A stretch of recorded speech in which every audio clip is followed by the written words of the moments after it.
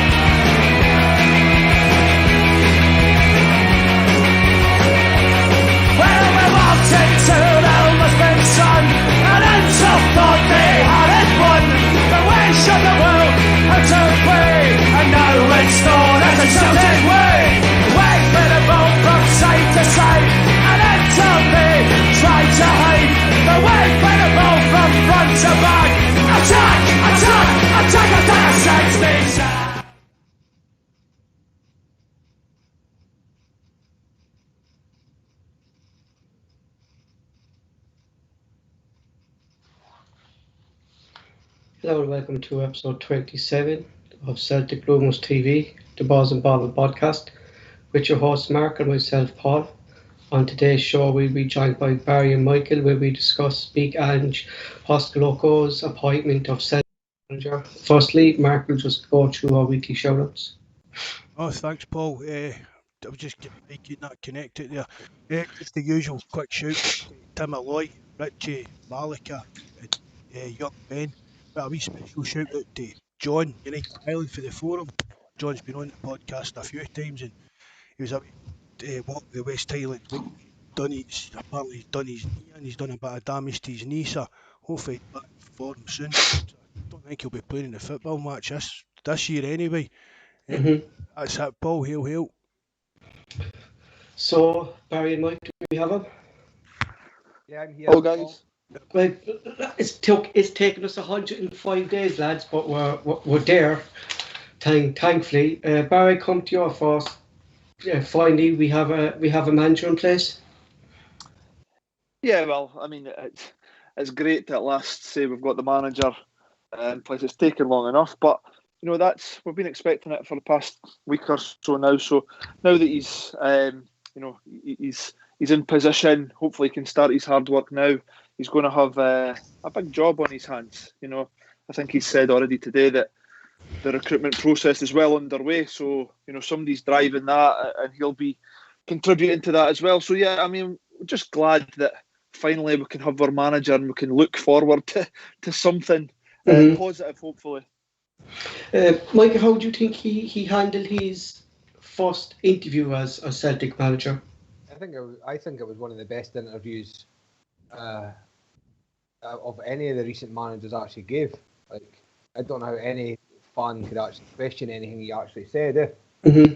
And the way he came out, what I found, and I instantly, like, I don't know what it is, and it's no because Eddie Howe. Like, I was never. When it came to Eddie Howe and just past interviews that he spoken that, I just never. It's not that I didn't like him. I just never. I couldn't take him. Whilst with Postecoglou, as soon as within about 15-20 seconds in an interview, I just felt like I just liked the guy. Yeah. Mm-hmm. Mark, when he started talking about, like he says, the club and like youth and stuff, that just got me excited because Celtic have been missing that for years. Mark, your thoughts on his first interview as Celtic manager? I know it was through Zoom, but it's still his first interview. He certainly said all the right things, Paul. I agree with Barry there. I think he thought it was a really good interview. He came across well. I said everything we wanted to hear from him. He really came out with the way he was going to be running the team and the thing about the youth players and things like that. So, as I said, I was quite looking forward to him coming in. And after seeing that interview today, I'm even more a bit excited about the way things could hopefully go for us this season. I think Barry too, he recognises what the club means to the fans, about what he said, like the support goes back generations and the club is a family club, and I think he could really connect with the fans from day one when he gets started. Oh, absolutely. And like, in terms of his interview, he seems like he's really excited to be at Celtic. And that's something I'm happy with. We'll not talk too much about Eddie Howe because, he's not our manager, but for me, I got the impression it was like he was doing Celtic the favour. Whereas I think, yes. I think Postecoglou, he's absolutely over the moon to be at the club. The way he was speaking today in his interview, talking about the fans, talking about, the history of the club and what it means. For me, right away, he's got a grasp at our football club. He knows exactly what it means. And, he's been desperate to get over in Europe. And I think he feels that he's hit the jackpot in getting the Celtic job. And the way I look at it, I think he's going to do all that he can, all in his power to make it a success. And yeah, excited. Like I say. Mark. I was just going to say, Barry's saying there, even as he said in his interview, his wife will tell you everything with him is just football. She'll be left to explore Glasgow and that. He'll just be concentrating on football. I mean, that's got to be some step up for a guy we had in charge up there the new, isn't it? Mm-hmm. Mark, when do we expect him to be around the first team players and the ground? Like, no kind of start date was given yet, but I automatically think that his work begins now, and he's going about who's going to be at the club and who's not going to be at the club and who he wants.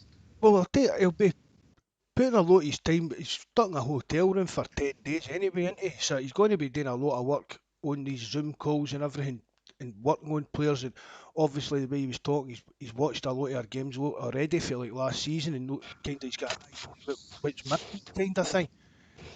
So, well, I mean, when you read the thing on the official site, it says he'll be meeting the team at Lennoxtown before they go to Wales. So, I don't so really the timescales maybe we've kind of our urgency and our need for something to happen has maybe been a wee bit kind of presumptuous. No, that's not the right word. I don't even know the right word what I'm trying to say, but you know what I mean. We've kind of jumped the gun a bit. Well, we need this now, because he still would only been doing the same kind of thing, just looking at players and whatever, because the players were finished up anyway. So there's not really that much of a difference. And Michael, when he talked about the youth, he said he's a big believer in youth. He's a big believer in helping them progress to the players. Like, this is a benefit to our youth academy as well. That he'll actually have a plan for a youth system to accelerate into the first team. I say all top football clubs got to be youth academies and bringing their own players. So you can't afford to just buy a bias squad. You want to somehow like get through and Other than I think Carl McGregor and James Forrest coming through, I think what would have been the last high-profile player at Celtic for these guys, McGeady or something. And Barry, he spoke about like I get the question that he knows kind of Celtic inside out. He spoke about Kenny Douglas, Scott MacDonald, or Coen player Tom Roderick, who he said he knows well. I think he knows exactly what Celtic need, and he's going to get kind of straight down to it, and the way he wants us playing. Oh, without a doubt. I mean, you know what he said? They said in his interview, he said the first thing that he's going to do is he's going to let the players get to know him and buy into his philosophies. And I thought that's exactly where you need to start for Postecoglou. Mm-hmm. You know, before he can do anything, he really needs. That's what he says. He said, "I want the players to know me as a person and want to know the way I play." And that's what he said. You know, I want them to buy into me because that's what you have to do. You know, the players need to be on board. The players need to understand the way he wants them to play, the way he sets up his team. Because if you don't, you're not going to be at the club. So for me, he's saying all the right things. Like Mikey said, he's saying all the right things in his interview today. And by saying the first thing I want the players to do is to understand who I am as a person and who I am as a manager, I think that's exactly where you have to start. Mark, it's basically like a clean slate for everyone, isn't it? Now at the club, but one player I'm questioning here is Lee Griffiths. Like there's rumours saying he was gone. A tweet came out with his brother. Do you think it's up to the manager to have a look at Griffiths before any decision is made, or do you think that decision was made already between Big Ange and Donegan Kai? I think maybe they have spoke about him. But see, that tweet came out and then it vanished, and that was his. Mm-hmm. I said, you'd think his brother would know what was happening. To the same extent, you'd think that there'd been like some official. I mean, every club usually releases a list of players that they've released for their contracts and that kind of thing. Mm-hmm. Celtic haven't done that so far. I mean, but we all read the stories about the cut-off point was at the end of May the 31st. The club had to tell him that if the contract was getting renewed or no. Obviously, again, that was mere bullshit somebody the internet's made up. But see, again, come back to talking with Griffiths, it's just if he can get himself sorted out. But Mm-hmm. I was reading something the other day about it, and he's really not done that much for us under Ronnie Dyler. See the games in that he's played for Ronnie Dyler left. It was quite surprising. The article I was reading about it. I don't. If he's not going to fit in, if he's not going to work hard and get back to peak fitness, I don't think he'd be part of Ange's plans at all. I don't think he'd be up to the style of play that Ange plays. You know, the fast flowing games. If Griffiths isn't fit, he's not going to be able to keep up, Mark, is he?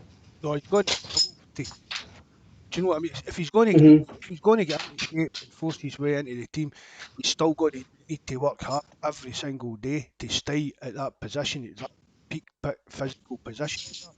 It's a big ask for Griffiths. It's a big crossroads in his career for him, Paul.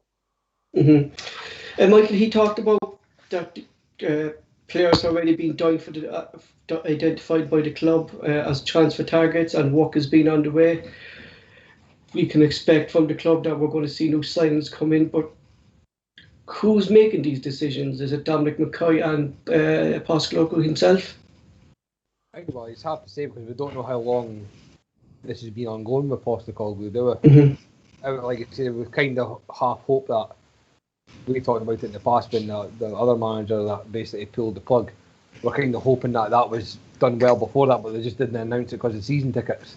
So I would be hoping that Postecoglou's been involved in this for the weeks now. Like I say, and there'll be people within the Celtic hierarchy that'll know where we need, but everybody in this forum or on the live chat knows how many players we need. Players would have been identified months and months ago. And like I said, I'm half expecting a few players. I'm definitely expecting at least one player, even by Sunday, to be announced. Like I'm expecting a few big players to be announced shortly. Barry, do you expect that there was work being done behind the scenes all along that we don't know about with his interview today?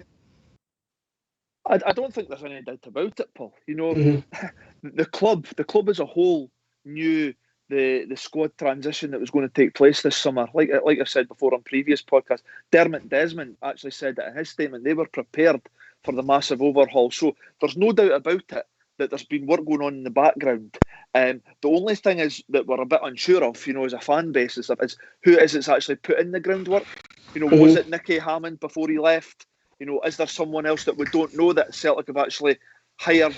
Well, at the moment, I was reading that today. The fella, and he was supposed to leave with Nick Hammond, but he didn't. That Ian Pence fella is actually still there with Celtic at the moment.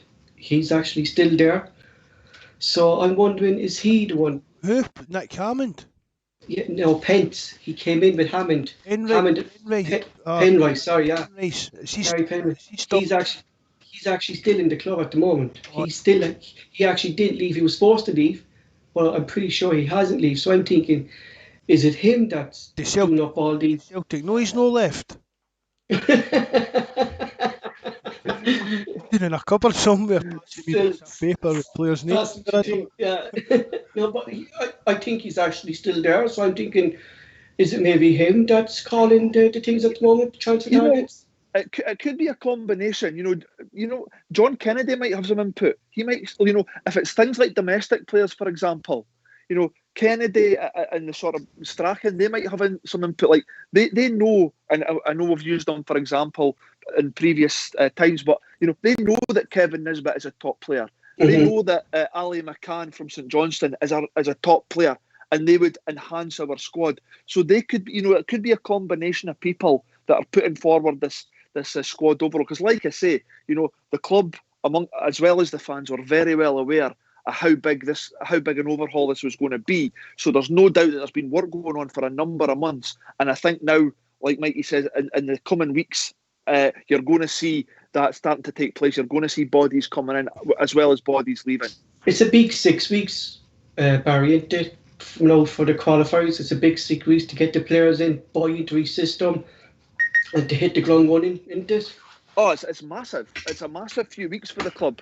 Like I say, even if they'd gone and signed a handful of players, at the end of the season, or even in January for coming in the season, due to the size of the overhaul, it's still a difficult task. If you've got we'll just say 10 players coming in. That's just a ballpark figure. If you've got 10 players coming into your club, no matter who the manager is or no matter the situation, it's going to be difficult to integrate those players into your squad and get them hitting the ground running. But that's the task ahead. That's the task that Postecoglou has. And fingers crossed it all goes well. Because, like I say, within the next sort of 40 odd days, I think it's 20th of July. You're only about 6 weeks away from that. That's when the first qualifier is, and the squad need to be prepared and ready for that. Michael, just some things on the live chat there. Do you think he's going to maybe hit the Asian market, considering he's been there? I don't think so. Like you say, it's part of that players. For 1, 2 years. I said in the last podcast, Nakamura, but he would play in Italy for a few. I just don't think the players are settled in Scotland. I'd rather sign players that are proven. We've not got time or that to get maybe projects or guys that are a chance. We've got to get players that are proven. Like I said, it would need to be like a kind of superstars of the J League. That would be into. You need to get that kind of. And I couldn't name one of them, but maybe Postecoglou knows a player that could come out here and basically run amok kind of, because there will be players, there will be one or two out there that are capable of doing it, but as you say, we can't take a chance on young boys that maybe be good in 2 or 3 years. It would need to be one of the big players that would come in and hit the ground running. Yeah, this really does need to be a project signings, Barry, so it doesn't? No, definitely not projects. This is not the time for project signings. This is, ideally would like to bring in established players. Like I said, it doesn't have to be they can still be young players as long as they're established. We need guys, we've spoken about it before, we need guys who are going to come in and be first team players, not guys that are on the periphery or guys that we see in 2 or 3 years' time can be squad players. You know, if he does go, you know, even if he was to look at the Asian market, there might be, you know, we spoke about it previously, I think Mikey or Mark both said, it's not just that, it's the change of culture and how long it would take them to settle in to the country. You know, if you're bringing a player across from Japan, you're going from a completely different culture. You know, you're going from sushi to deep fried Mars bars. You know, that's a completely different culture. So it's you know, I think Big Ange would like a crispy Mars bar. Well, Big Ange might very well like a deep fried Mars bar, you know. But like going back to the players, you know, to bring them over here, it could take them 6 months before, you know, they really settle into the country and grasp the culture. Whereas we can't afford to wait for that. We need players that are going to come in and be first team ready for the start of the season. Mark, do you think Ange will grasp the culture of the big derbies between Celtic and Rangers? You know, what to expect and what the fans expect. Like, well, I think he'll probably, if the fans in the stadium for the first one, he'll probably get as much a shock as anybody does their first Glasgow derby game. But I don't think he's a type that's going to phase him that kind of way. I mean, he seems dead relaxed, and we're still each other a bit more chilled out than British folk in general, isn't he? The way he came across today, doesn't he seem as if he'd be easily phased with much? He'd just face things down, take it in his stride, and deal with whatever's flung at him, kind of idea. Mike, what's your take? Do you think he'd be able to embrace the culture? I don't think that'll be a problem. I mean, obviously it's a different scenario, but you just need to look how many people emigrate between Scotland and Australia every year. The reason that people do that, a lot of people see it because it's English, same side of the road and driving. I don't see it being a problem either. But going back to like players and stuff, like it says, the very like what I think it was Barry that was saying about John Kennedy and that. They all know the Scottish market. But you've got players like Josh Doig, McCann at St Johnstone, Ferguson at Aberdeen, Nisbet at Hibs. They're players that are a must sign now, that are going to better the club. I mean, that's not even needing to think or going to freeze or anything. They're players that you would sign because they're good enough now. They're easy signing targets. And what's good about signing players like that is you can that they're proven in the league. Barry, you spoke about that in a previous podcast. Like, Celtic should be signing up the best Scottish players now, you know, and help them come better players for maybe 2-3 years at Celtic and then sell them on, like, instead of having another McGinn situation again in the hands. Because their value could go up with the Euros coming up. Absolutely. You know, that should be the first market that Celtic ever look at, is what's on your doorstep. And, you know, time and time again over the years, you know, we've missed out on opportunities by either not showing any interest in players that have gone on, you know, to really enhance their career down south or at other clubs, or we've haggled over prices. We've not been quite prepared to pay what the selling club is looking to. But, you know, these players that we've mentioned and that Mikey mentioned there, they're players that without a doubt would enhance our squad. And they would, players like McCann, Nisbet, Ferguson, Doig, they would all come in and be starters in our squad. That's where we're at the moment. You know, we were losing a lot of players, and, you know, some of them are maybe not quite at the level that we should be. So it's not like we're going to sign Kevin Nisbet and he's going to be a squad player or he's sitting on the bench. We're not going to sign Lewis Ferguson and he's going to be playing behind X. These guys that are ready to come into our squad, and if we can get a nucleus of these players, Scottish players, like Mikey said, they know the Scottish game. They can do it at this level. It's a less of a risk. You know, if you go into, for example, Ukraine or, you know, Hungary or Poland, you know, you're taking a risk bringing these players over. You don't know how they're going to adapt to the game. You don't know if they're going to adapt to the pace of the game, things like that. If you've got these guys that are already proven in the league, for me, it's a non-brainer. You go straight in there and you get these players into your club, because, like I say, the players that we've mentioned, for me, they're only going to enhance your squad. They're only going to make it better and bring the quality of the squad better. So like I say, for me, this is where you start in the Scottish market and you go and get the best Scottish talent, because, like I say, gone are the days now, I think, where we've gone into teams and we've signed their better players, but whilst they're like a Hibs' best player or Aberdeen's best player, they're not quite good enough for Celtic, even though like Chris Killen, for example, he was one of Hibs' better players, but when he came into our team, you know, he was never going to be a starter. Whereas nowadays, for me, the players that we've mentioned, you know, over the last few minutes, they'll come in and they'll start for this football club, as far as I'm concerned. Barry, considering the season that we just had, like, what will a new manager bring to the players that are going to be left from last season? Like, will that give them a buzz that a new manager's in, or will they be still kind of wary about last season, or is that just all forgotten about now under Big Ange? No, the last season will be put to the back burner. And I've actually read reports today from an interview from Callum McGregor and James Forrest, and they seem like that they're excited about the new appointment.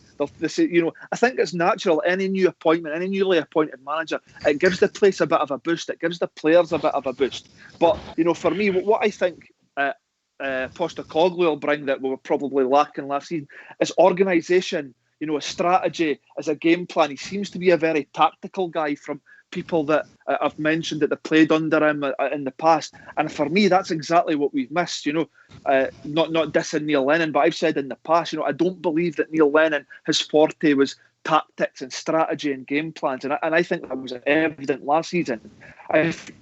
He was more of a motivator for me, whereas Postecoglou, he seems exactly the type of guy, a guy that's going to come in, put a structure into the first team, set up so the players know exactly when they set onto the football pitch, they know exactly what their job is, exactly what they need to do. I think that's what Postecoglou is going to bring to the players for next season. Mark, he definitely looks like the right man for the job, don't he? Going by what we're kind of hearing from today, and his vision for Celtic, he knows what the vision is, and I think it definitely seems single-minded in what he's want to do, what he looks for in his players and in his team. And again, that's got to be a good thing for Celtic. As Barry's saying there about organising things, and I mean, we've spoke about umpteen times how many times we lost goals for set pieces and things like that. I mean, that's just poor coaching and organisation for whether it's came from Lennon, whether it came from Kennedy, but it was terrible the amount of times that we slipped up in the positions last year.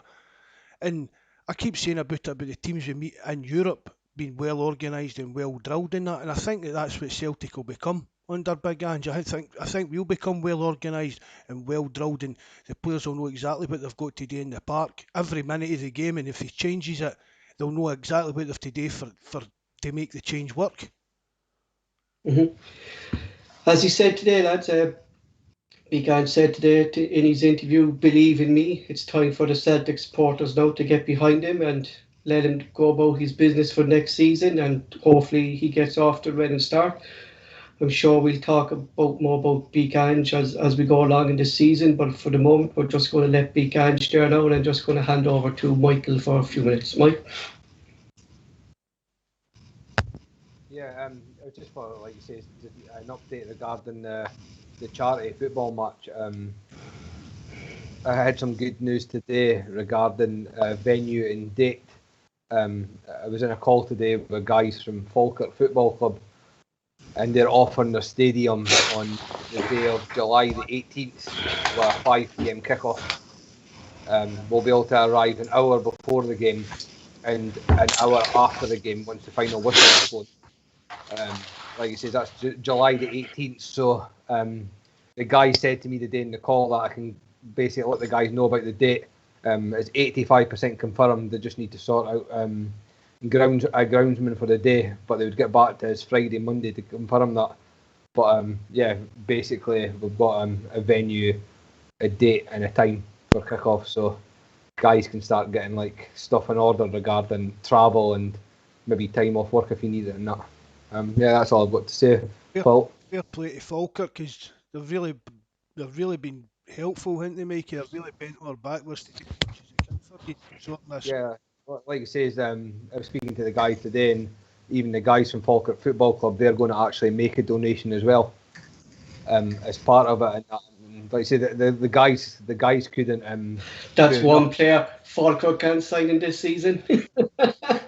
Well, that's what I mean. The guy was, like I said, that's what I said the other day. The guys were actually joking with me actually on the Zoom call, and they says that if we do this for you, then maybe you can maybe get some Celtic on loan. I think they need to realise that I was not actually part of Celtic at this point. And I can't get players on loan from them and that.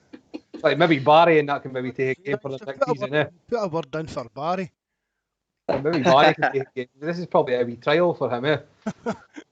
You need to get sunbeds in that on the Saturday to get a wee bit of tan about his legs in that, wouldn't you, Barry? Aye, I've not not got that Beckham hair anymore. That's the thing. It's going to be a problem. So that's Mikey's here. I wouldn't worry about it. I've seen Mikey's here. We've left it anyway. Like I said, I'm just going gracefully. That's just the way it goes. I'm in the same boat, Mike. You don't worry about it. I've nothing to worry about. I've a grey head of hair on me. So lads, today was a good day. It's also a bad day, as there were still unanswered questions from today's news conference and news coming out from Celtic. We still haven't heard that we have a director of football. We still don't know who's in charge of recruitment. We still don't know if Big Ange has his backroom staff coming with him, or is the backroom staff going to be pushing him. Barry, going by Big Ange interview, he says that work's going on behind the scenes and stuff like that, but we still don't know who is doing this work behind the scenes, as we don't know what's been changed at board level. Like this is an area that not just the manager needs to change, but at board level as well, and who makes these decisions in this. Yeah. And this is the thing, and it's a big mystery and it's a question that all the sort of fans and us as fans want to know. What direction are they going in? Mm-hmm. Because it's not like our head of recruitment is still in place, and we were discussing, is there going to be a director of football? The head of recruitment's gone. So it's a case of trying to second guess what direction the club are going. Are they going to appoint a new head of recruitment and a director of football? Are they just going to appoint a director of football who's going to oversee and maybe bring in people that he knows as scouts or recruitment? And this is the thing we don't know. And there was no sort of indication from today's interview with Don Mackay or with Postecoglou as to what direction and who's making the decisions, who's bringing in these players, who's drawing up transfer targets. We just don't know. I mean, it's happened. But the thing is, the fans don't know who it is. And the other thing that wasn't clear either is, was he bringing any of his, coaching staff in? Mm-hmm. There was no mention of that today either. So, I'm sure that'll all come in due course. There's no doubt about it. There will be a structure put in place. There will be, whether it be a director of football or whether they just replace Nicky Hammond with another head of recruitment. There's no doubt about it. There will be something in place. It's just, it's not being, we've not been told by anyone exactly what it is or who it's going to be. Mm-hmm. Mark, what's your talk and just kind of lack of information there that a manager's name came up before director of football's name? Do you think they have a director of football in place, or is that area still needs to be sorted out? Well, I'm still hopeful they've got somebody in place, Paul. I've been saying that for weeks, right enough. Do you know what I mean? And nothing's came yet. But the thing with the coaches, I'm sure, Mike, there was a story. Mind when the story first came up with the compensation was sorted out for Big Ange. There was 2 coaches that were meant to be part of that compensation package. Mm-hmm. Need the names straight off the top. Hutchison and Swin, something like that, was it? Thomas was his name, Sean Thomas, something like that, I think. But that went cold. Then there was a talk that it was going to be Kevin Muscat. That get dinged as well, sir. We've said it before. The guy's got to be allowed to pick at least his main assistant. He's got to be allowed to pick that himself.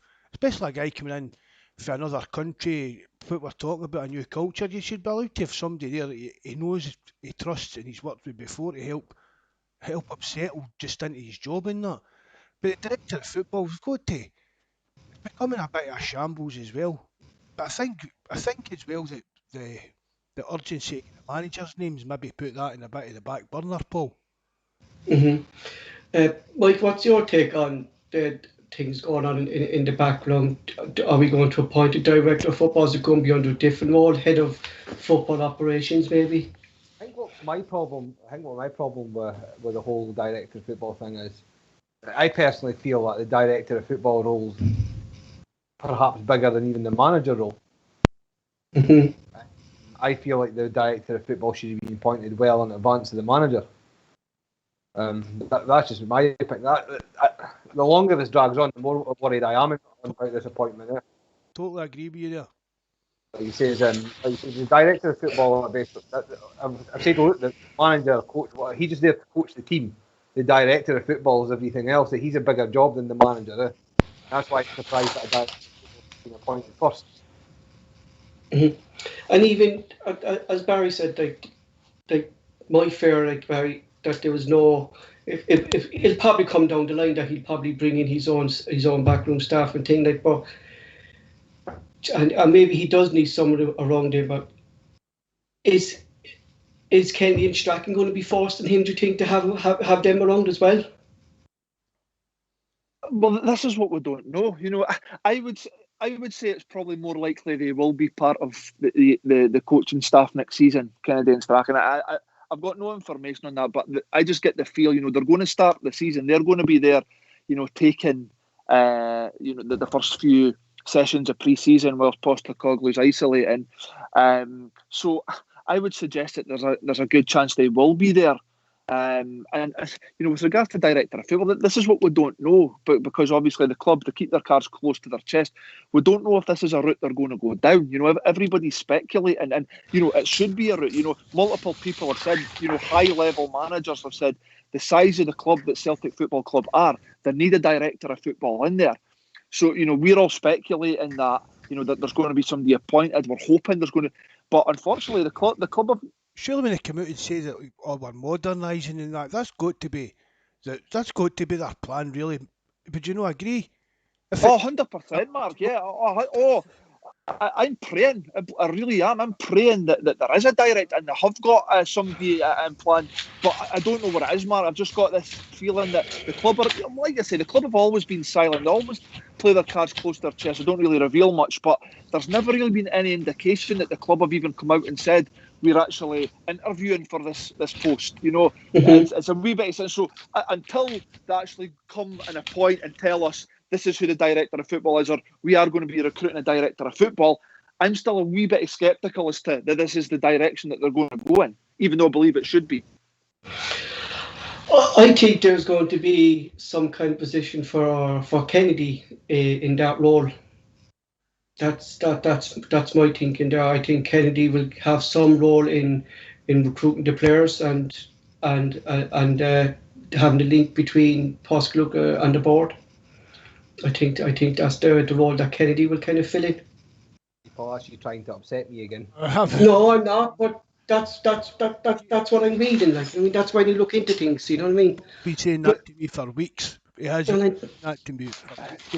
But you know what? See if that was the case, Paul. And I'm not saying you're wrong. You might very well be right. That for me is a lack of ambition on Kennedy's part. Yeah, exactly. Because Kennedy, he's supposed to be this young up and coming coach. He's really talked about well. He should be going to look to further his coaching career. For me, that would just say that he's willing to accept any role as long as he gets to stay there. If you're getting the director of football, the director of football needs to be from out of the club, so he can come in and assess the club. If you're hiring within, that person maybe as a blind eye is blind to things that he's probably seen over the years, and he thinks that's the norm. Do you know what I mean? A director of football needs to come in and just have an overview of the club. Right, this needs to change, that needs to change, this needs to change. And if you're at the club a long time, you're missing these small little things, Barry, aren't you? Yeah, but for me, Paul, the director of football should be qualified to do the role of director of football. And, for me, John Kennedy is not that guy. He doesn't have the skill set to be a director of football. He's a football coach. He's worked with, good managers. He's developed his coaching. He's got his badges, etc. So for me, a director of football has to be qualified in many areas, because like Mikey said earlier, a director of football is going to look over the head of recruitment. They're going to be heading up the youth development and that side of things. They're going to be overlooking so many facets of the club. For me, John Kennedy doesn't fit that description. Looking over everybody's shoulder. Basically, that's what the football's doing. He's looking over every department's got a head, and the director of football just watching over the top of them, making sure that everything's going along. That he wants it to go for the club. Do you think maybe Kennedy might take over the core teams, or would that be a step down for him being involved in the first team? I don't think he's good enough to take over the Colt team. I'm just being honest, like you say, it's not me hammering the guy or that, but it just in the time that he's been at Celtic and his development and that, I personally don't think he is good enough. Like you said, and it's like I've heard John Hughes' name get mentioned about the Colt. I think John Hughes is better than the Colt. 100 times every day. Managing Celtic. If you're going to get him at Celtic Football Club, like obviously Ange will have his own ideas, But John Hughes, like he'd be an outstanding assistant. But going back to the director of football role, I'm just going to use this as a thing. And I don't know how the guy's name's pronounced, but it's a guy, is it Tishy Beggar. And I'm just like, he was director of football at Barcelona during about 2010ish before he moved to Hing. And you just need to look at when he moved to Man City, how important that move was, and look how Barcelona went and how Man City went forward, all because they've got a good director of football in charge. It wasn't. I don't think it was just him that left. I think a lot of their staff left as well to go to Man City with him. And like you say, Exactly obviously we'll not get anybody at that kind of level, but that's Celtic needing.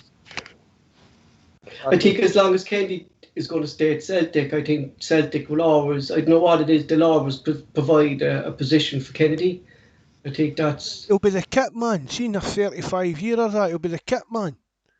He'll still never have left Celtic Park today, and that's the way it's starting to look with Kennedy.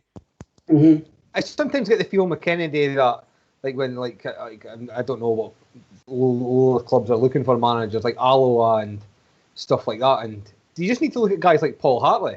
Like Paul Hartley started at Alloa, then he ended up at Dundee and that, but then he's took a backward step and he's took over Cove Rangers. And I sometimes get the impression with John Kennedy that I think he's bigger than what he actually is. You might maybe be right with that. They think it's better if you like.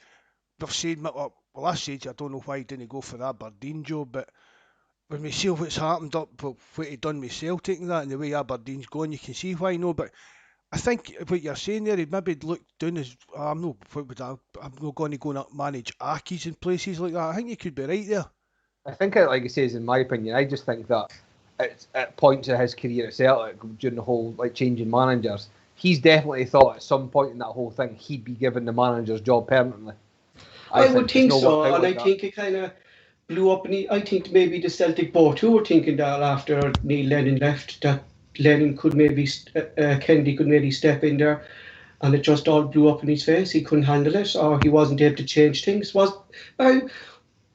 Going back to his interim chance of manager, like, was it because the players just gave up, or was it just bad management by Kennedy, or was it a bit of both? You know what? It was potentially a bit of both.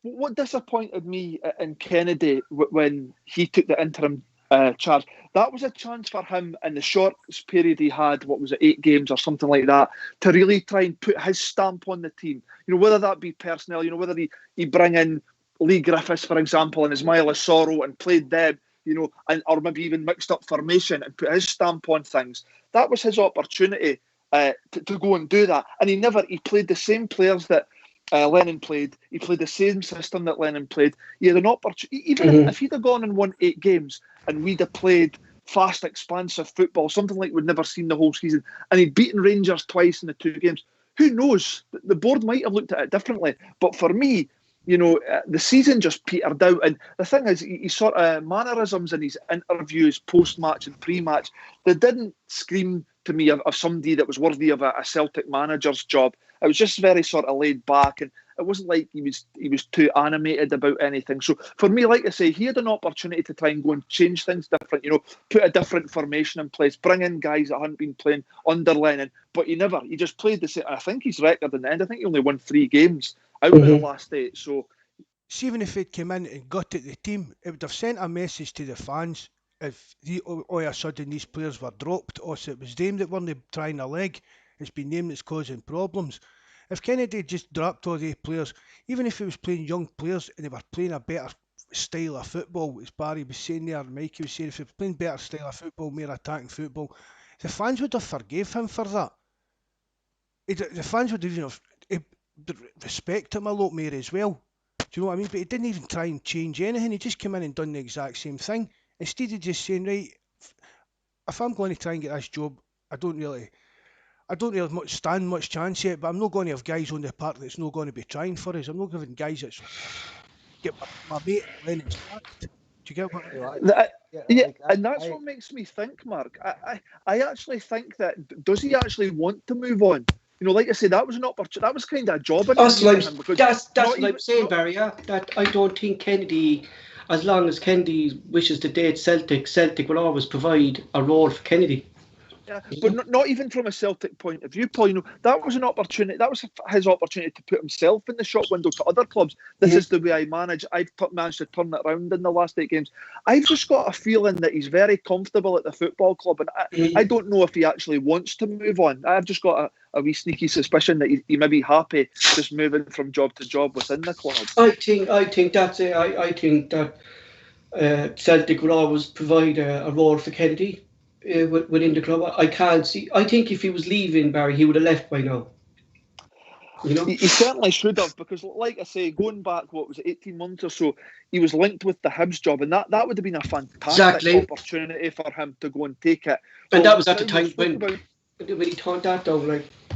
That was a massive job that came up by his way that time. The Hibs was a huge job, but like I say, that there was an opportunity there, but he decided not to take it. Now, like I say, I've speculated that he very well thought that he would be the heir to the throne when Lennon left. But, football doesn't always work like that, as we've seen what happened last season. Well, now, if the Hibs job was to come available, John Kennedy couldn't dream of getting a job like that, if you ask me. But, Barry, we've seen it firsthand, and we spoke about it in the last podcast, and I come to yourself as well, Michael, as well, about this. It's like that when Lennon came out and he said that he wasn't able to pick his own staff the second time, it's vital that the club let Big Ange pick his own coaches. Why is Lennon just bringing that up now?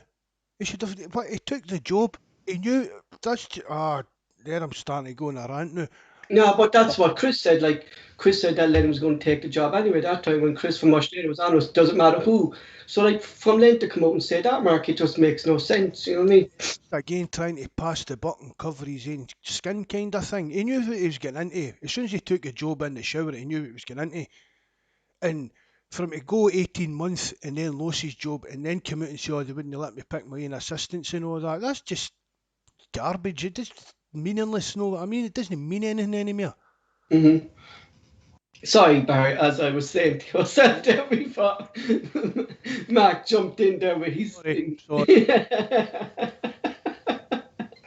See, I think the difference is, like, see with Lennon knows the club inside out. Lennon had been there for, I don't know how many, 20 years. I don't know how, between playing and coaching. And I don't think nothing has changed since Lennon was being all over the years back. No. Maybe 2 years that Ronnie Dyler and Brendan Rodgers were there, and that was the only time it kind of changed.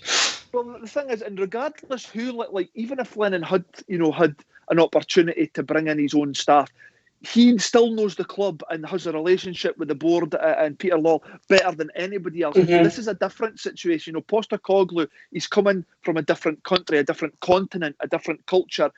Even for the sake of settling himself in, him, his wife, his children. For them to come over here, it would be great if he could bring his coaches. I think the guys mentioned, that Mark mentioned earlier, that are Australian, that have followed him on his managerial career. So to get them in, not only would it help him in terms of settling, coaching and managing, it would also help him settle into the country. His wife could pal about with the wives of his coaching staff. So I think it's different for Lennon to come out and say that. It's different because, like I say, Lennon knows the club inside out. He's already established the relationship. So bringing his own staff, how much of a difference would it make? Whereas Postecoglou, for me, it's a different kettle of fish altogether. For me, I think that would help him not only in his coaching aspect, but also settling into the country. That's a good point there, actually, Michael. Like, bringing in his, like, if he doesn't bring in his own coaching staff, like, he's going to have to train the likes of Kennedy and Strachan to adapt to his philosophy of playing then as well. Like, so that's it's kind of double the work really they're putting in from the start, didn't they? To train up the coaching staff and then get the players to buy into it. I still think that his own coaches will be brought in. Like he says, surely there's no way that any of this coaching staff from last season on the Celtics books could be kept on after what happened last season. Mm-hmm. I just don't believe it. And going back to, like, John Kennedy again, before we'll go off the topic of him, Postecoglou should more in that 8-minute interview than John Kennedy has in the last few years at Celtic. The way Postecoglou came across and the way he spoken, the passion he spoke in that, and like John Kennedy when he was caretaker manager of Celtic in interviews, he showed nothing. he showed nothing. It's like he didn't even want to be there. He obviously wants to be there. Like it says, Barnacle Kennedy is not moving anywhere. But Barnacle Kennedy. Like it says, the guy's got to bring his own stuff. That's it. Mark, how do you think he's going to be backed in the transfer market, or the same regime going to come in that Celtic go out and buy players themselves and put it on the manager? I mute my mic here at that one, Barnacle Kennedy. Sorry, say that again, Paul. I said, I lost it now. How do you think he's going to be backed by the club in the transfer market, or the club's going to push players on top of him, or will he tolerate that, you think? Oh, I don't think he'll. See, that's a hard one, Paul. Mm-hmm. He'll be backed. I mean, we know he needs to get back the amount of players we need. We all know that. The squad's needing some serious money spent on it. Well, it's back to who's making the decisions on players we're signing, things like that, Paul. Mm-hmm. Is there going to be a director of football to come in and, do you know what I mean? It would be like the director of football, the head coach, and will Ange would have an input on these kind of things. But we can't have Dominic Mackay signing players with Lowell. With Lowell, do you know what I mean? We can't have like Dominic Mackay signing players and just saying, right, there's a player. That's different if it's a. Do you get what I mean? That's not what the new hierarchy should be like, because we've been there and we know that doesn't work when guys, the money men, are making football decisions. But I think he'll get back with transfer funds in that. I definitely do. Like they have to. Think, go on, Barry. Go on. I was just going to say, I think for what's about to happen, I think the players that we brought in have already been decided, you know. And I'm not saying that's a negative thing or a bad thing. I think Postecoglou, he'll be happy to get in there and coach and start his coaching process. I think the players that come in this transfer window have already been decided. And like you said, we don't know who's drawn up the list. But for me, because, you know, you're looking at, there's only a matter of weeks until the first game. You know, it's too much too soon for Postecoglou. And with his lack of experience in the European market as well, Barry, you have to think that as well, don't you? Absolutely. And I don't think he'll have an issue with it. I think he'll just be, listen, you know, he says already in his interview he's forged a really good relationship with Dominic Mackay. So I think he'll come across as sort of, you know, I kind of trust what you're giving me here. I'm happy to work with these players. Go ahead and sign them, because there's no doubt he will have to have an input. You know, are you happy with these players? And it might very well be, whilst he's isolating in his hotel room, you know, the list of players that are on that transfer list that's been drawn up, he'll be having a look at video footage of them and giving his input back to the club as to what he thinks about them. But I think. Sorry. So go on, finish. No, I was just going to say, I think for this specific window and for this rebuild that's going to happen in the next couple of weeks, I think he'll be given the players that the club have identified. I would think so, because especially if they said there was a list of players already, and that was the one things maybe that I read in the Eddie Howe deal, that kind of felt that Celtic approached him with a list of players that they were looking at, and he wasn't happy with that list. So maybe these are players that are already identified. But is 6 weeks, Barry, enough time for him to gel his squad together and have him ready for the crowd? Not maybe win it, but maybe have him ready to play his style of way.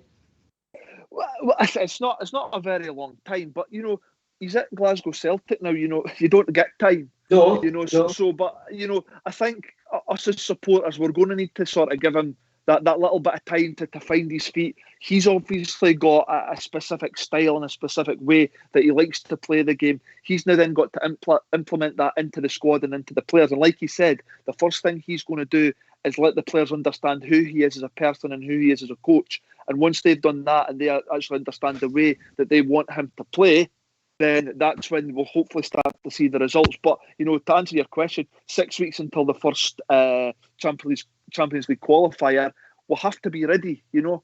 Whether we are or not, I don't know, but we'll have to be, and we'll have to look to try and win that qualifier. But that's the demands that are at this football club. Mm-hmm. You know, that's what, and Postecoglou's very well aware, and he says he sets his own standard. He says that my own standard that I set every football club is to win and win playing attractive football. Never mind at Celtic, at any club he's at. So right away, that's music to the ears of the Celtic fans, because that's what we're used to, and that's our philosophy. Exactly, because Mark, I was reading an ex-player of his for international level and ex-Manchester United goalkeeper Mark Bosnich, who was Australian, and he was saying that he plays to win.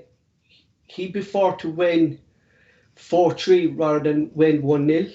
That goals against isn't his main issue, it's the goals for. So we're going to have a big attacking brand of football, I think, next season. That was Kevin Keegan's philosophy, wasn't it? If you're old enough to mind back to Newcastle, Man United going for the league. Mm-hmm. That was Keegan's philosophy. And at the time Newcastle were, they were a really good team to watch back then. Mm-hmm. What you're saying about Mark Bosners. Everybody seems to say that about him, didn't they? That just seems to be the general consensus about Big Ange, that he plays to win. Everything's about winning. So that's obviously a good positive to have if you're a manager, Paul. Yeah, he's a winner, Michael, isn't he? I think what I like about Postecoglou and looking at all these teams, and I've said it in the past, is I love teams that play wingers. Mm-hmm. Celtic have never had that in a while, and obviously Celtic are going to need to identify players or something to play to the styles, because we've not got many wide men on the books, and that's why I'm looking forward to. I'm just looking forward to the formation the guy's going to play. And there's loads of other ways to attack, but I just don't think there's any better than having good tricky wingers on the left and right to come in. I just hope we can get the players in so the guy can play his way. Because Barry, like going into pre-season, at the moment, the first teams, it's down to its bare bones. So they need to get that first team built up as fast as they can. Oh, without a doubt. And this is where, the benefits of getting players into the club as early as possible. So like Mikey was saying earlier, if they get signings by the end of the week, whether that be, it's great, it's great to get players in for the start of pre-season. Now, listen, we're not going to have our whole squad in by the start of the pre-season, but the actual benefit it gives you to get the players in from day one, they're not having to play catch-up fitness-wise, things like that. But there's no doubt about it. Getting the players in early doors will absolutely benefit them. No doubt about it. And Mark, there was also reports that I think they came out yesterday or Tuesday that Peter Lawwell has been put on guardian leave within the club, and Dominic McKay is kind of making his kind of own decisions. Have you heard any more on that, or was it just all paper talk again? Or a few places have been saying it, Paul. So I honestly don't know if it's true or no, but but they don't need to tell the stock exchange that if he left it early. Maybe, yeah, because the stock. Everything seems to need to be announced in the stock exchange, even though he was due to leave at the end of the month. Surely if he left early, that would have some kind of effect on a share price, maybe, I don't know. But Peter Lawwell did an interview today. Oh, did he did an interview today? He did an interview today saying that Postecoglou. They tracked him. They said they tracked him they were tracking him for years. Yeah. Well, I'm not convinced to believe that. If they tracked him for years, why were they trying to get Eddie Howe? But he came out and said it. So it might have been on the radar for a number of years, and this is them putting that into fruition now. But yeah, Lawwell did an interview today.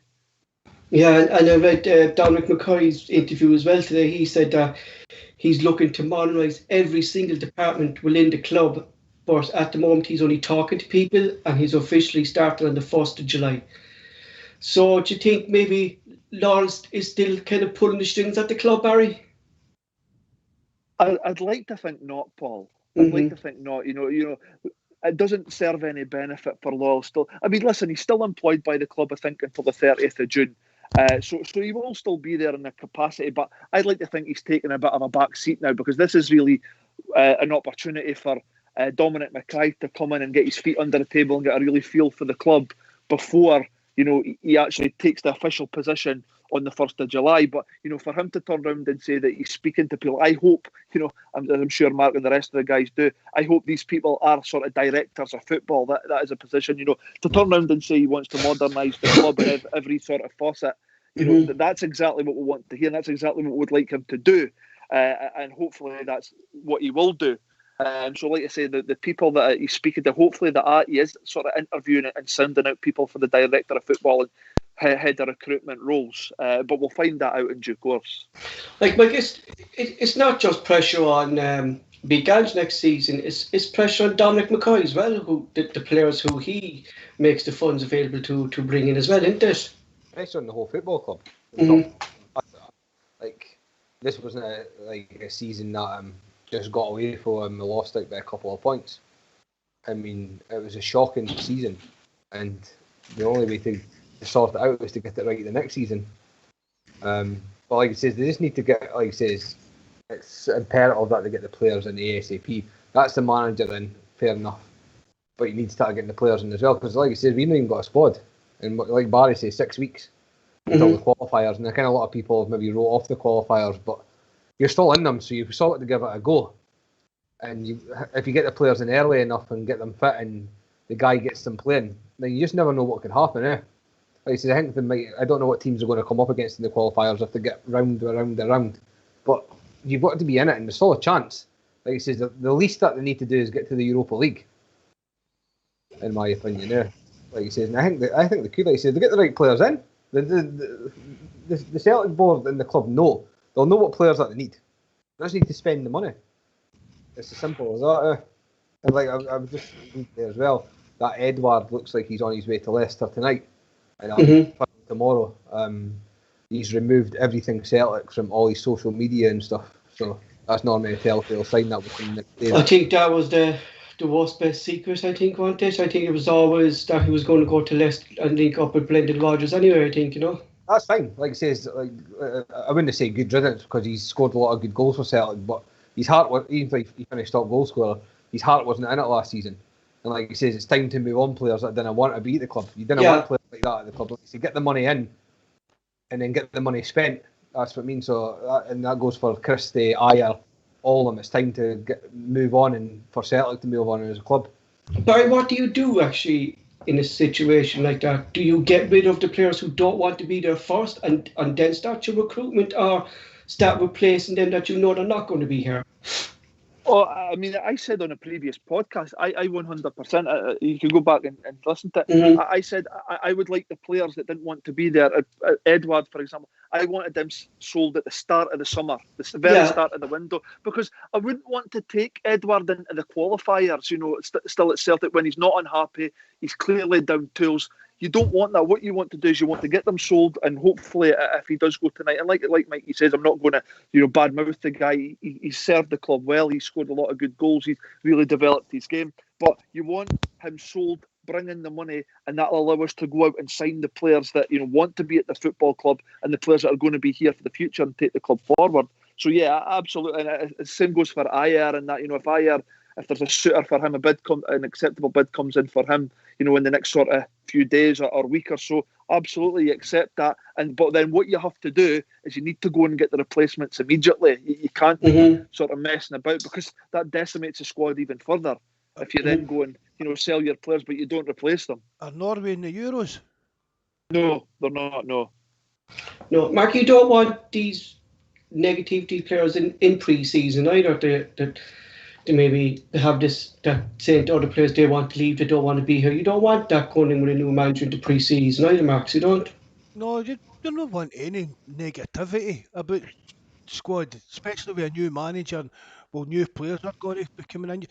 Maybe that's one of the things with Bart that's got to Barkas. He's come in and the negativity in the changing room, the underlying negativity, and that's him. And Duffy came out and said that there after the entire that it was good to be back playing football and away from the season he had. He said there was personal issues, there was issues within the club that affected him. Barry will know better than any of us. You know what I mean? How things like that actually work in a dressing room.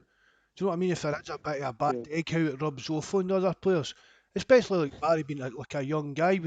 Was it a case of you to take a side or anything like that if anything like that came up? You know what, Mark?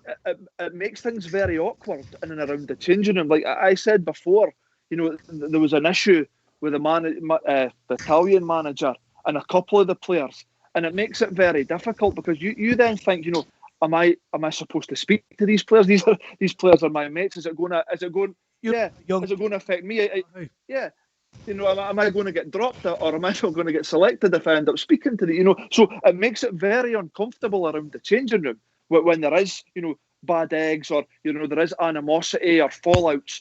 Normally in a football environment, as I'm sure we've all been at some point or at some level, people have quarrels, people have tiffs, people fall out. You can even have a punch up.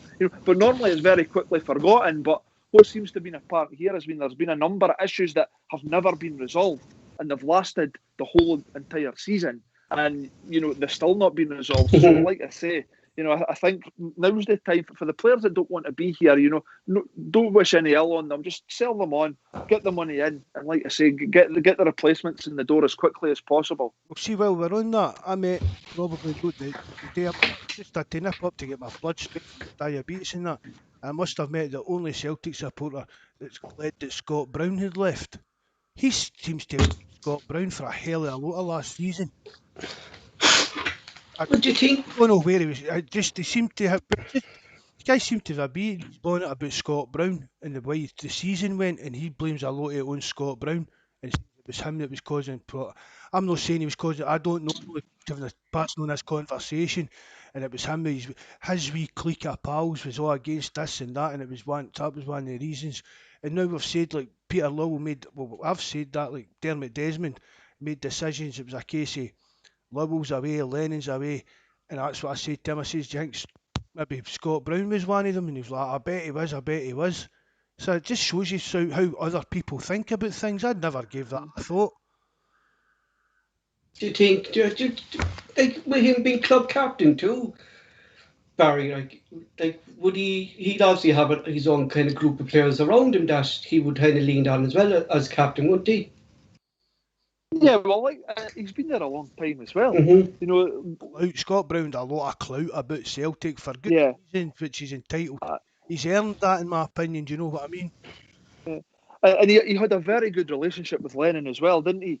The two of them had a very maybe he didn't like the players that wanted to attack in Lennon and down in tools for Lennon. You know? Yeah, well, I mean, this is the thing. This is the beauty of it, isn't it? We just don't know who was at fault and who was causing the rifts. I guess we can speculate. There was Michael. The French guys within the French guys within the Celtic squad were really causing an issue. But you never know. It might be that Scott Brown or whoever it is.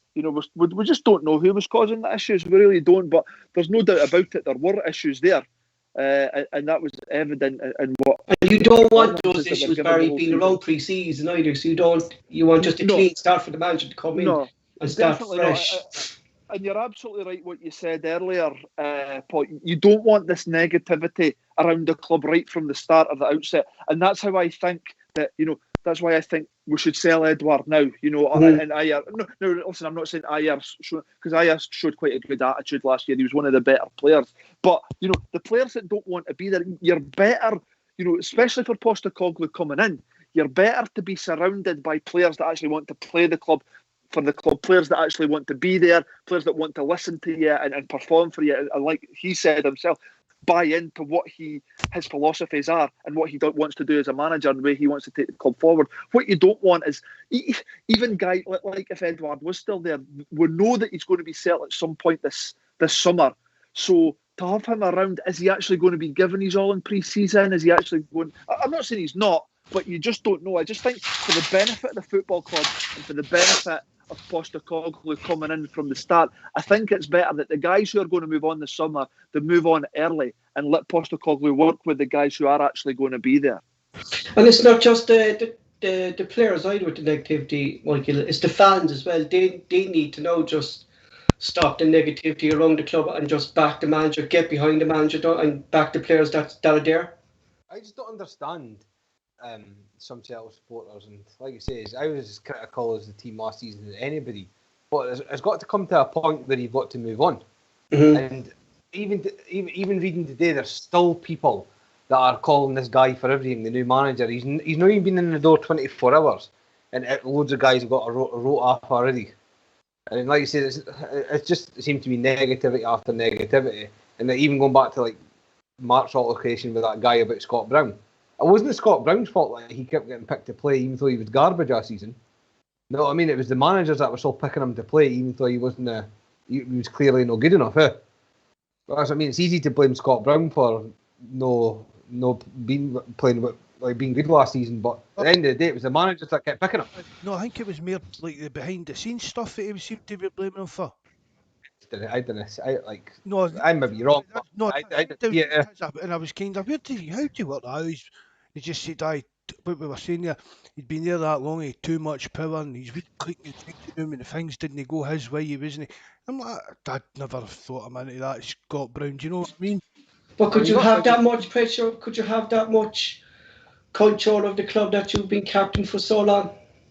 Well, like I said, Roy Keane back in the day, he was there for how long?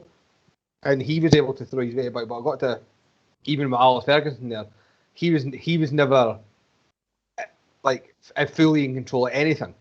Mm-hmm. And that's Roy Keane.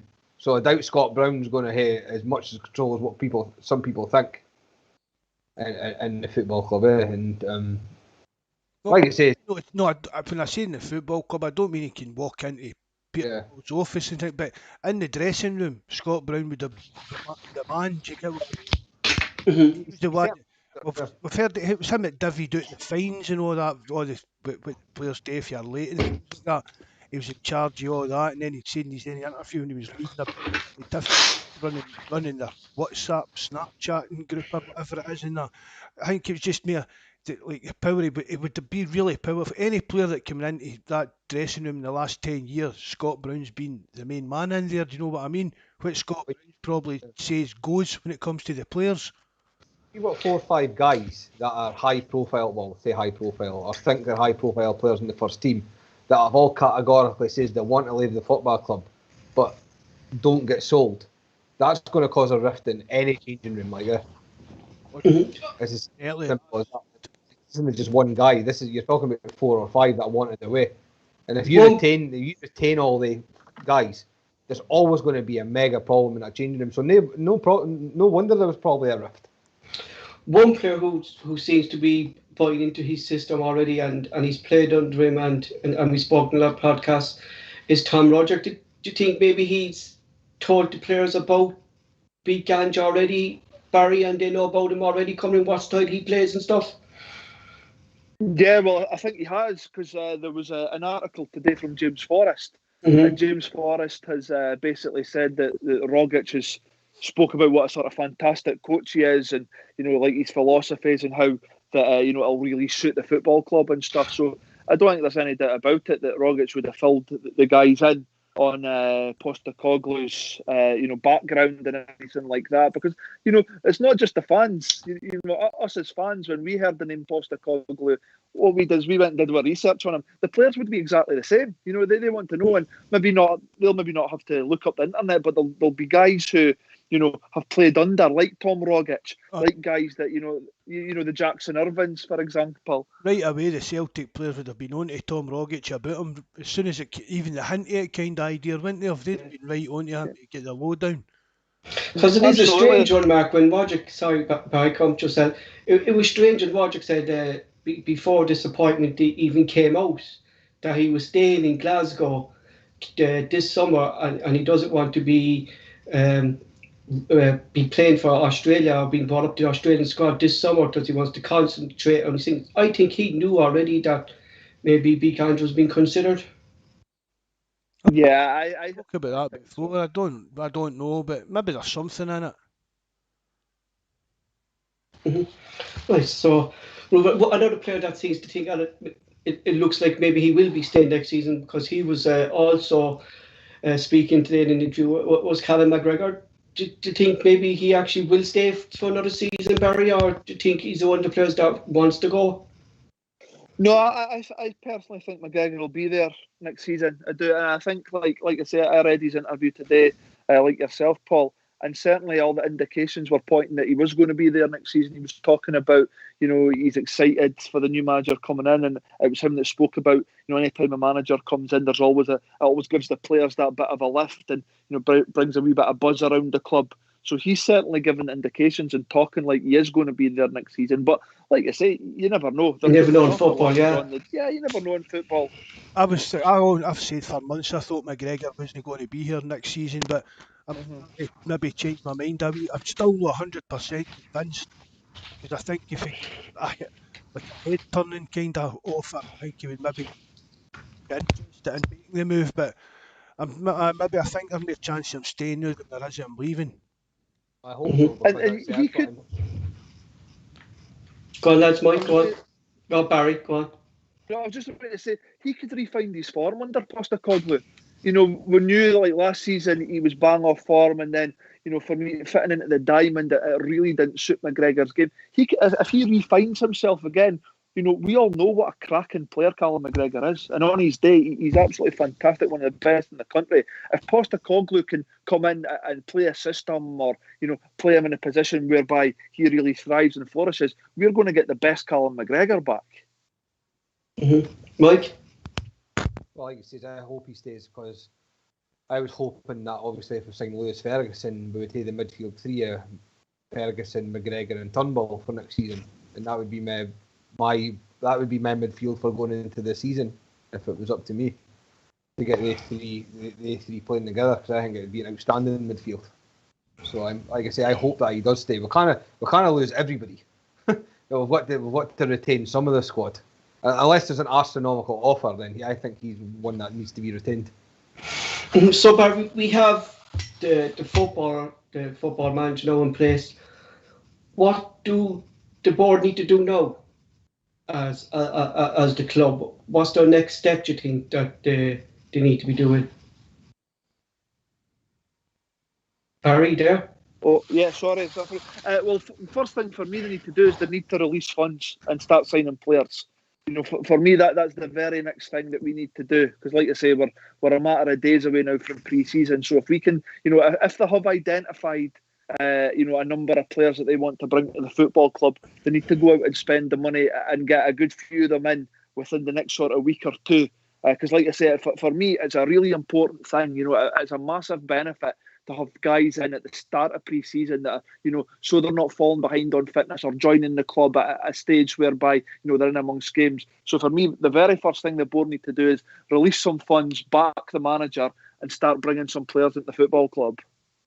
Mm-hmm. Mark, your thoughts of where the club needs to go now? What we need to do? Start getting players in. That's the next thing. Just because we know how much we need, just not just bodies in the doors, quality players, but we need to start getting them in as soon as possible. And hopefully let Mackay and that work away in the background and get the scouting and director of football and that sorted out. Mm-hmm. Mikey, your same question just that one? Yeah, like I say, I just hope that, like I say, I don't actually know what to really add on what the other two guys have said. Just going to just echoed what I would say. So, do you think maybe the director of football, Barry, we be maybe put in the back burner this year, considering there's too much happening at the moment within the first team squad and the players to come in and the manager and maybe his backroom staff? I hope not, because in my opinion, we really need a director of football. And it needs to be, the right appointment. I've got no problem with it, being delayed, as long as they get the right guy in the frame. I mentioned earlier what makes me think that we maybe aren't going down that route is kind of what we spoke about earlier.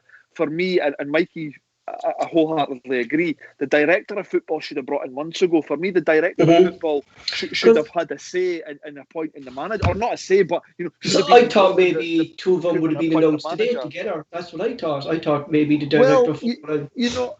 I think way back, when it was announced that Peter Lawwell was leaving and Dominic Mackay was coming in, I think a lot of the supporters, myself included, thought, well, the likelihood is the next appointment is going to be, or the next announcement is going to be the director of football.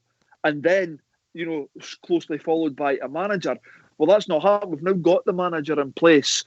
I just hope that, when Dominic Mackay's saying today, he's speaking to people, and, once he's appointed on the 1st of July, he might be looking to firm that up. I just hope it is a director of football, because I don't want it to be put on the back burner. I don't want it to be, said that, we'll review it at Christmas, or we'll review it, the next transfer window, or even next season. For me, it's a hugely important role for Celtic. It's hugely important that Celtic appoint a director of football and appoint the right person that's going to oversee the whole infrastructure of the football club, because it is a massive job.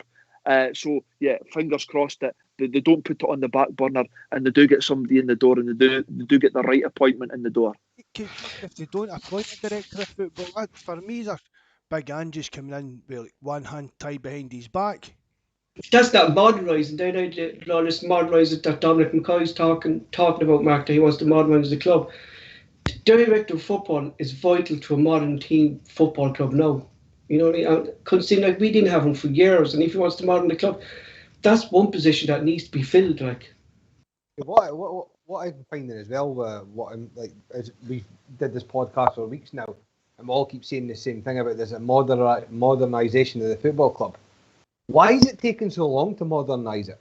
I mean, the whole club needs modernised right from the top, right to the very bottom.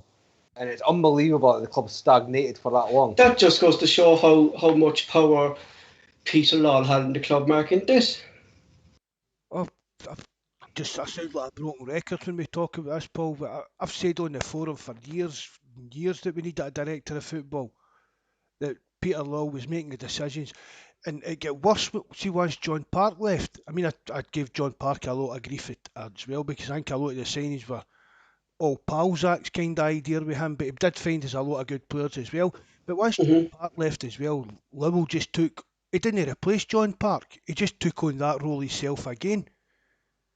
And Peter Lawwell's been the main problem at Celtic for me for years.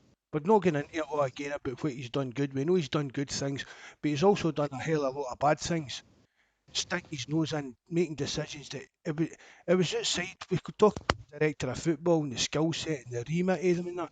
Peter Lawwell make decisions without his remit. The board should have reined him in. Yeah, but it's what Gavin said to us, like that Peter Lawwell was acting as the director of football within the club. I've said years, Paul, on the forum. For years it was Peter Lawwell that was making the decisions on who we were signing, and that was never going to end well. The amount of because he was more money driven. Do you know, a football guy will give his opinion. Do you know what I mean? Like he'll push for somebody that's a better footballer. Even it doesn't matter how much he costs, he'll still push to get the best footballer. He could be a cheaper player. Do you know what I mean? But Lawwell was always looking for a bargain and somebody could make money on, and it was just a total disaster, the transfer in general over the last 4 or 5 years. Like, that's just going like that we need the right people in the right departments, and not just have one person like Peter Lawwell controlling everything within the club now. Yeah, well, I mean, absolutely. And this is where we're hoping that Dominic McKay is going to be different. We hope that Dominic McKay is going to recognise that, listen, you know, there needs to be somebody brought in to oversee this, because I'd imagine that's not his forte. Dominic McKay has been brought to the club because, you know, he's got attributes to oversee various different parts, but not the footballing side. And we all know, listen, it's no secret, every fan and every man to a person knows that Peter Lawwell got far too involved in too many of the footballing decisions at the club. We all know that's the case.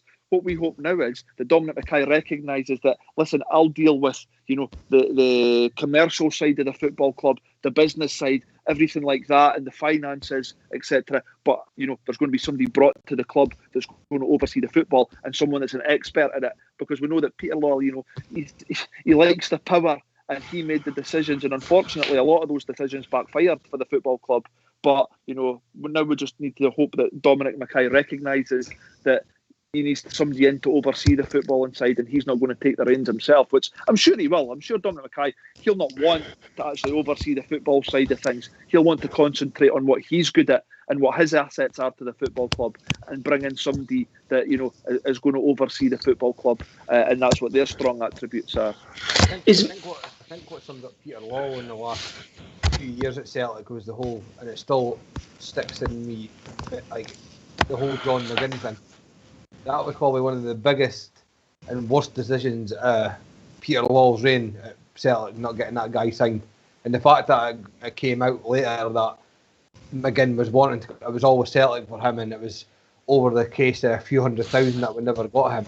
It's decisions like that affected Celtic eventually getting the 10 in a row. It was a bit of arrogance, wasn't it, on Loyal's part? Because I think Loyal thought, right, whatever Hibs were asking for, I don't know, 3 million, say, well, we'll give you 1.5. No, it's 3 million. We'll give you 2. I think Loyal thought, you know what, we'll pull our offer and we'll get him. We'll sign him on a pre-contract in January. I think that's what happened with Loyal. He thought that, you know what, I'm not going to play your game. I'm not going to meet your demands. I'm going to win this battle. And he never, because I think I'm right in saying, Mark, you might be able to confirm whether it's true or not. Did Celtic not match Aston Villa's offer once that had been accepted? As far as I know, they did. It just came down. I actually think McGinn just got a bit pissed off with him getting. He did. There's no doubt about it. But it just shows you that Celtic had the money there to pay it, and they were willing to pay it. They just didn't want to. I mean, Hibs were 100% in the right. They're allowed to play. See whether Rod Petrie hates Celtic or Disney. That's like here and there. Rod Petrie done what we expect Peter Lawwell to do if people want to buy your star players and played Hibs. Exactly. But Peter, I think that because McGinn was a Celtic supporter, he was going to kind of just try and force his way through, and then see that stuff about him he would run his contract down. He was never going to do that because when he left St Mirren, he left St Mirren in a free transfer, and there was a weird deal that done with Hibs that St Mirren would still get a certain percentage of his transfer. And McGinn would privately said to folk he would never have done St Mirren or Hibs out a transfer fee, because if it wasn't for St Mirren and Hibs, he wouldn't be getting a multi-million pound transfer. Do you know what I mean? He's just not that type of guy that would have done that, like bitched these two weird teams for the sake of his own personal gain. Mm-hmm. So, well, no, I was just going through the live chat there. So I could say like that. We're hoping the director of football coming, but another department is our recruitment. Barry, that seems to be a shambles. I know we touched the podcast there, but it is an area as well that seriously needs to be looked at within the club. Oh, without a doubt, yeah, without a doubt. And, as well as a director of football, I'd like to think a director of football could even very well appoint a head of recruitment because, I think we've spoke about it previously. Our recruitment hasn't been great. We've not got a great track record over probably the last 5 or 6 years. Don't get me wrong, it's not been a disaster. There has been some, good signings, but I think for every sort of good signing, there's potentially been 2 or 3 poor ones. And like we've spoken about, earlier on the podcast and previously, I think we need to maybe get away from the direction of project signings, or certainly, not having too many of them within your squad. For me, there's no doubt about it. This specific transfer window, I would steer clear of any sort of project signing. I'd be really looking to, like I spoke about before. But it depends what you say is like a project signing. But for me, project signing should be young players we're signing, like the 16 and 17-year-olds, and putting them in. We've set up for the next, in 3 years' time, they'll become first-team players. Obviously, you get the odd one that's going to shine out, like Frimpong. Do you get what I mean? There's always going to be 1 or 2 gems that will push their way right into the first team before you expect it. But the projects for me should be what we spoke about before. They should be that should be what makes up your squad. You shouldn't have 28-year-old guys as your squad players. It should be your young players and these younger players you're bringing in to try and nurture. So there is a place for projects to be signed. I think the future for Celtic to sign first team ready players. I read something on the papers last week and about Luke O'Connell, the Ireland under-21s manager. Barry said that he's wasted 2 years of his career at Celtic by not breaking into the first team or not giving proper training to break into the Celtic football team. And if he doesn't get his chance this season, he should be leaving the club.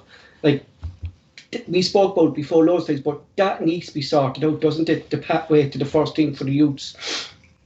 Yeah, I mean, you can't disagree with what that fella said, because Luke O'Connell, before he came to Celtic, he sort of broke into was it Bolton he came from? I think it was Bolton, was it? Mm-hmm. Or Wigan? He'd broken into the Bolton first team, and I think he'd even managed to get a call up to the Ireland squad. So he's really starting to develop as a player, and Celtic identified that, and saw an opportunity to go and sign him, but he never got any sort of sniff. So he has wasted, yeah, probably is the right word, because he's not got any sort of first team. His only sort of senior experience since he's come to Celtic was a loan move to Queen's Park. So, we spoke about it many times before. The pathway to the first team for the youth is essential. But like I say, it was encouraging today for Postecoglou to say he really wants to work closely with the youth. He also mentioned that, age isn't an issue to him. He doesn't see age as a barrier into the first team. So again, that was refreshing. I always said that if you're able, Barry. If you're 18 years old and you have to break into the first team, it doesn't matter once you have to handle yourself. And I think that's where Lennon kind of failed, that he didn't put his trust in these players. That's what I was going to say there, Paul. See, we were signing these young players like Luke O'Connell and that. At the time, think back 2 years ago, that Celtic did seem to have the young players were getting their chances. Mm-hmm. Do you know what I mean? So at the time when they signed, it was probably a kind of an attractive opportunity. Massive club like Celtic, youth players get a chance there. You just look back over the years and see the young players that have come on in the teams, even the loan players like Patrick Robertson, that how good they were for us. So you can see why these young players signed for us, but you can see why this guy's come out and said that young boy's wasted 18 months, 2 years his career. And we've spoke about it umpteen times. There's something far, far wrong with it at Celtic. I think maybe it's under, going back to what I said there, Mark, it's under the Legend regime. That he didn't put his trust in them. That's what I mean. For these boys have signed this pathway of young players getting into the team seems to have become narrower and narrower, and only came through even down to young Welsh. Young Welsh only gets placed in the team because of necessity and injuries and the situation with Duffy and that. Or see if young Welsh if that hadn't happened with Duffy and Julian, he wouldn't have got into the team. Not a chance you'd have seen young Welsh playing that season, and that would have been a shame because we'd have been sitting here now saying, well, he's not broke into the team. Should we keep him or just let him? Do you know what I mean? Let him move on. We never know. That's the thing as a young player. See, when you're a young player at the football club, you need to believe that you're going to get an opportunity. You're going to get an opportunity. You need to believe and have confidence that you're going to get an opportunity to break into that first team. Because if you're at a club that you don't believe that there's going to be an opportunity there, it's pointless being there. And I think, we've spoken about it before. That's why I think Celtic are losing young players to other clubs, because they don't actually believe that under, the nourishment of Celtic and the development of Celtic, they're going to get an opportunity at first team. And that's a worry, because, it could, the way things are going and the way things went, the last sort of 2-3 years, it could be the difference in a young player. That's what I was going to ask you, Barry. If we're approaching, we say, as we always kind of went to Man City for their young players, maybe Man City now would turn around to Celtic goes, well, we've signed players from your youth system. We saw players leaving from your youth system. Obviously, there's something going on there. Why they're not getting game time? Clubs might want to give their players to Celtic anymore, because of this situation that has happened with our youth system. Even the young players we've got, when they're doing well, they're losing their place. They're losing their place because ex-player so and so is fit again. Young players lost their place in the team. Sorrow. I'd class him as a young player. Young Montgomery, I don't know why he get dropped for that. Exactly. And it's just a bizarre situation to be in at a club like Celtic.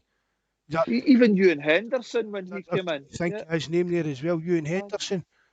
Just he came on against Lille and he was fantastic. He was brilliant, but I don't even know if he played another minute after that. No. It's just, like I say, it's something that needs very closely looked at, and we need to get better at it, because we're going to lose out on players coming to us because they don't actually believe that they're going to make it in the first team. So they think, well, you know what, I'd rather join a club where I see a path into that first team rather than come to Celtic. So that's a job for the hierarchy to appoint somebody to oversee that. Henderson, sorry, before you move on. Like what Barry and I was saying, when he came on against Lille and he stood at a mile, within a few weeks he got loaned out to Dunfermline. He only has a year left in his contract, I believe, does he? Ewan Henderson? Not even sure, but like I say, he's 21 now. Mm-hmm. At 21, if you're going to be a Celtic player, then normally by that age you should be established well within the first team. You shouldn't be getting loaned out to Dunfermline. But what I was saying earlier about Celtic getting a signing and hopefully by Sunday, just got released in the last few minutes that Celtic Postecoglou is basically gave the green light for Celtic to make a move for a guy called Patrick Berg. He's one of the best holding midfielders in Scandinavia just now. Yeah, so Kevy, he's been on about him a few times, and he posted in about him the night earlier on as well. It's like he says, it looks like tonight Celtic have made their move to sign him. That's- He's a Norwegian internationalist at 23. He's got 4 caps. He's one of the better. If that's the kind of players looking at under Postecoglou, Never heard of him. Who did he play for in England? but we always seem to do well in Scandinavia, though, didn't we? That's one area we always kind of done well in was in Scandinavia. We always done well with top players. That's the kind of places we should be looking for players at, in the smaller nations or in Europe. And, Yeah. you know what I mean? But you always find Scan- in places. Scandinavia is a cracking market. I don't know why we don't go into it more often. See the amount of players that come out of there, and go for small fees, 1 million, 1.5 million, to France, to Germany. I don't understand why we don't go in there often. But there you go. Not signing a Mitong team from Japan. It's like me trying to pronounce his name. like I said, if they're going after guys like Patrick Berg, then that shows a sign of intent right away, because, like it says, if guys want to do a bit of research on the guy, he's one of the most sought after holding midfielders in Europe just now at his age. And what value was that? Is that Michael? Does it say? I say the big money move. Like, he'll not be cheap. Like, but do you think maybe the transfer market is a place where we look at Barry Celtic, considering the pandemic this year? Do you think they'd look at the free transfer market, Celtic? Without a doubt, yeah. I mean, you've got to. Of course, there is bargains out there. There's guys who have come to the end of their contract, they're being released. I quite look at it quite closely, especially in the English one. Mm-hmm. There's one guy that I, without a doubt, would take a stab on. He's just been released from, I think it's Middlesbrough, British Ombalongo. Mm-hmm. He's a striker. Celtic were linked to him about 2 or 3 years ago. There's an absolute goal scorer. He is an absolute goal scorer, that guy. He would score buckets of goals up in Scotland. And he's just been actually released from Middlesbrough. So, that's just an example. But you've got to, I mean, especially in Celtic's climate, in the Scottish climate, we don't have money to go and sign 10, 15 million pound players. So you really have to have your eye on that, Bosman market, players coming to the end of their contracts. That should be something that we're having a close look at. But there's no doubt you can pick up gems from players that have been released. Mark, do you want to add anything to that before we finish up? Yeah, Celtic should be looking at that, definitely. As Barry says here, there's plenty of bargains that can be picked up with free transfer market. Especially, see the bigger teams down in England doing that, they'll be shedding a lot of younger. Do you know what I mean? See what we're talking about? Projects, I suppose. But they'll be shedding a lot of like 20, 22-year-old players in that. It's definitely something we should be looking at. Mm-hmm. So, folks, that's all tonight. My thanks to Barry and Michael. As we said, Big Ange has been appointed as Celtic manager. Let the rebuild begin. And as Michael said, it's exciting times ahead. My thanks to you in the live chat, Mark. Thanks very much again for everything you do, Paul. And Barry for joining us. Everybody in the live chat, thanks again. It's great. You've shown some amount of support. We're up at 432 subs or something like that now. Absolutely fantastic. Thanks again for all your support, lads. Hail, hail. Good night. God bless. Cheers, guys. Right, lads.